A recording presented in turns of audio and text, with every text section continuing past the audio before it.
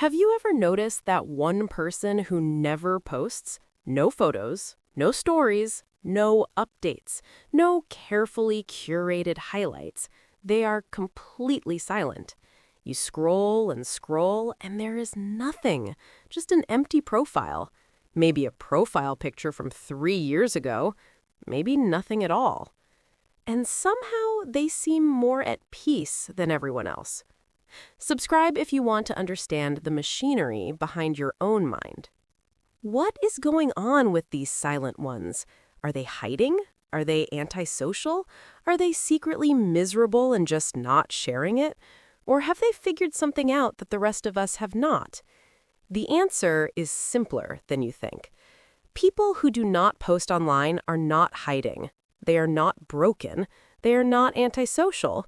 They have simply stopped performing. They have stopped seeking validation from an audience of strangers. They have stopped outsourcing their sense of worth to likes and comments. They have discovered something that most people never do. The need to be seen is not the same as the need to be valued. If this resonates, hit subscribe, because you need a reminder that silence is not emptiness. Sometimes silence is fullness. Psychologists talk about the difference between internal validation and external validation. External validation is approval from outside yourself, likes, comments, followers, views. It feels good in the moment, but it is addictive. You need more and more to feel the same hit, and it never lasts. Internal validation is approval from within, knowing who you are, trusting your own judgment, being okay with yourself even when no one is clapping. External validation is a drug. Internal validation is a foundation. People who post constantly are often chasing external validation. They are not bad people. They are not shallow. They are just hungry for proof that they matter, that they exist, that someone out there sees them. But the hunger never ends. There is no amount of likes that will ever be enough, because the problem is not a lack of likes. The problem is a lack of internal validation. People who do not post have often found their internal validation. They do not need the world to witness their breakfast. They do not need strangers to approve their vacation photos. They do not need to prove that they are happy. They are just happy, or sad, or tired, or ordinary, and they do not feel the need to broadcast it. There is another layer. Social media creates a false sense of connection. You post, people like, you feel seen, but are you seen? Or are they just pressing a button while scrolling with one thumb and eating with the other? The connection is shallow. It feels like community, but it's mostly performance. Silent people have often realized this. They have traded shallow connection for real depth. One real conversation, one real friendship, one real moment of presence. That is worth more than 1,000 likes. People who do not post also understand something about attention. Attention is not infinite. Every time you give your attention to your phone, you take it from something else. Your work, your relationships, your inner life, your peace. People who do not post are not depriving themselves. They are protecting their attention. They are choosing where it goes, and they are not giving it away for free to a platform designed to steal it. Here's what silent people know that you need to hear. They know that your life is not content. You do not need to document every moment to make it real. The meal you ate is still real, even if no one saw it. The sunset is still beautiful, even if you did not post it.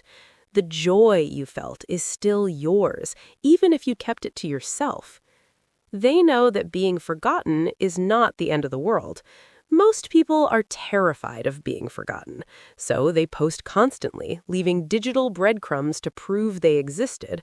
But silent people have made peace with being forgotten. They know that the people who matter will remember them, and the people who don't matter will forget them anyway. They know that silence is power. When you do not post, no one knows what you are thinking. No one knows where you are. No one knows who you are with. You are a mystery, and mystery creates intrigue. But more importantly, mystery creates freedom. You are not being watched because you are not performing.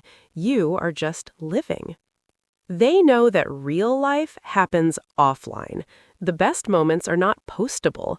Laughing so hard you can't breathe, a conversation that lasts until 3 a.m., a quiet morning with coffee and no agenda, the feeling of accomplishment after finishing something hard. These moments do not translate to a screen. They are meant to be lived, not shared. So, what does this mean for you?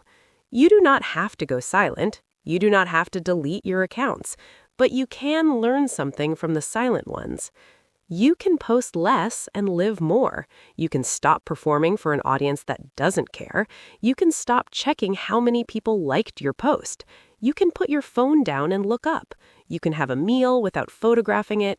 You can have an experience without documenting it.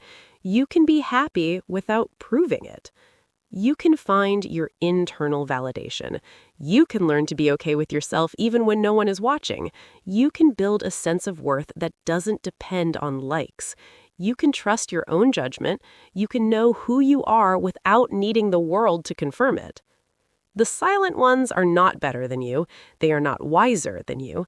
They have simply stopped performing, and you can too. You have spent enough time chasing likes. You have spent enough energy curating a life that looks good on a screen. You have wasted enough moments that could have been real, turning them into content instead of experiences. Today, you take one step towards silence. Not total silence, just one moment. One meal without posting, one sunset without photographing, one joy without sharing. Keep it for yourself. Notice how it feels. Notice that it is still real. Notice that you are still you, even when no one is watching.